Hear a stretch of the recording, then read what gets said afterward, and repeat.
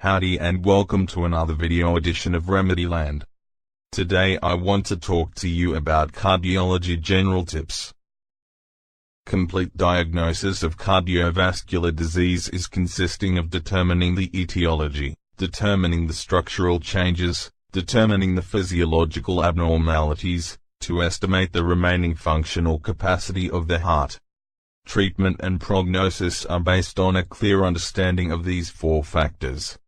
The etiology is determined on the basis of years of patient history, specific changes, laboratory tests, such as antistreptolysin zero titer, a serological test for a syphilis determination, iodine protein test or serum enzyme test.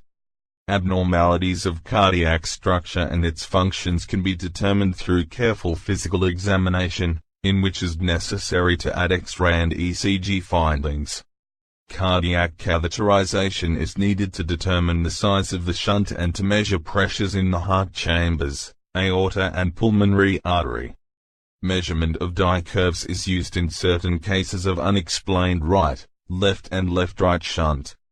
Angiocardiography and cineangiographic in two directions is used to show the anatomy of congenital and acquired anomalies, the extent of valve insufficiency, heart tumors, etc. A non-specific phenomenon. The most common symptoms of heart disease are dyspnea, fatigue, chest pain and palpitations.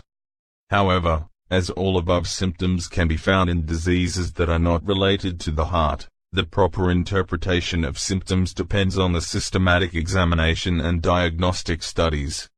A dyspnea caused by heart disease is usually associated with enlarged heart and other structural and physiological disorders. The most common type of dyspnea caused by heart disease is dyspnea fatigue with shortness of breath that occurs even at moderate fatigue. An orthopnodyspnea in the supine position, which can be eliminated in sitting position. It exists only in an advanced stage of a heart failure. A paroxysmal nocturnal dyspnea in suddenly awakened patients from sleep, that forced him to sit on the bed or stand up. This may be one of the first symptoms of left ventricular heart failure or very pronounced mitral stenosis. Dyspnea fatigue can be found in other circumstances not related to heart disease. Thus, for example, can occur in people with weak physical condition, in obesity, debility, in old people, patients with chronic lung diseases, anemia and obstruction of the airways. Orthopnea can occur in very obese patients with ascites, regardless of the cause, in gastrointestinal disorders that cause abdominal distension and in the third month of pregnancy. A paroxysmal nocturnal dyspnea may occur in adults who have first attack of bronchial asthma, and cases of obstruction of the airways caused by paratracheal tumors. Anxiety and cardiac neurosis may also cause dyspnea. Such patients often report that they are unable to breathe appropriately. A psychogenic dyspnea is associated with acute respiratory alkalosis which leads to mental disorders, paresthesias of the limbs or around the mouth, and then to tetany, tremors and fear. Fatigue, which can be removed with resting, is mostly caused by a decrease in heart function. This can be a major difficulty in congenital heart defects, cor-pulmonale, or mitral stenosis which are complicated by the pulmonary hypertension. Asthenia, chronic fatigue and sleepiness that do not improve after rest are usually caused by mental changes as depression, cardiac neuroses and long-term care, or may be a component of a neurocirculatory asthenia.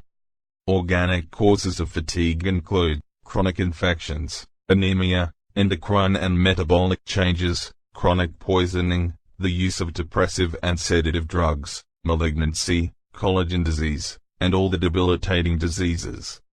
Chest pain. Chest pain occurs in following cardiovascular changes: angina pectoris. This pain is caused by intermittent myocardial ischemia, myocardial infarction, myopericarditis, in the case of the presence of fluid in the pericardium with cardiac tamponade, aortic dissection or an aneurysm of the aortic wall, pulmonary embolism or pulmonary infarction.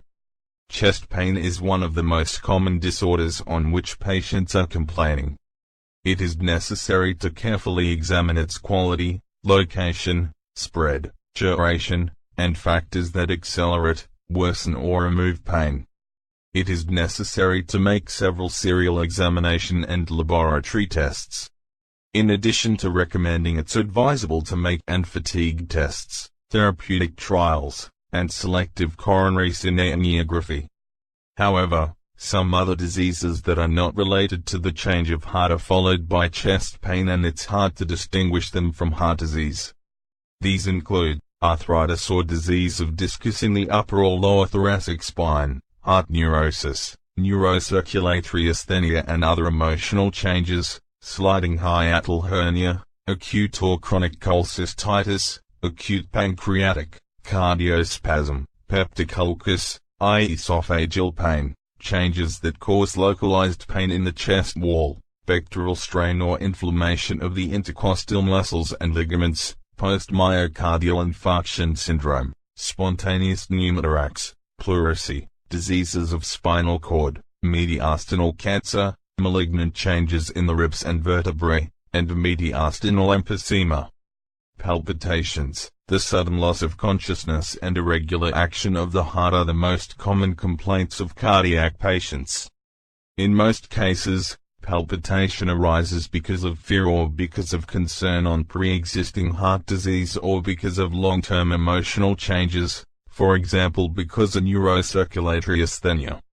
Organic causes are anemia, thyrotoxicosis, debility and paroxysmal tachycardia. Usually there are two types of palpitations: sinus tachycardia, fast and hard heartbeating that can begin gradually or suddenly, but still slows down gradually, appears caused by exertion or during arousal. Premature ventricular systoles cause to heart-specific sensations such as skipping shock or deadlock and strike again. Patients with paroxysmal tachycardia describe feeling of rapid, regular palpitations.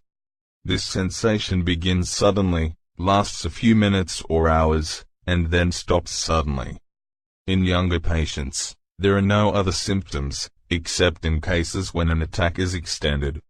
In elderly patients, paroxysmal arrhythmias can lead to angina pectoris, congestive heart function, or syncope. Paroxysmal atrial fibrillation occurs as a rapid and irregular action that starts and stops abruptly. Patients usually do not complain about the occurrence of chronic atrial fibrillation, except in cases when after efforts occurs accelerated action of heart chambers. For the purpose of diagnosis, it is necessary to take an ECG during episodes of palpitations. However, other clinical factors are used in making a diagnosis. It is necessary to observe the clinical action of the heart rate and rhythm, the effects of fatigue and pressure on the carotid artery. Add to this the age of the patient and possibly other diseases. If we take into account all of the above elements, the diagnosis can be set up without an ECG.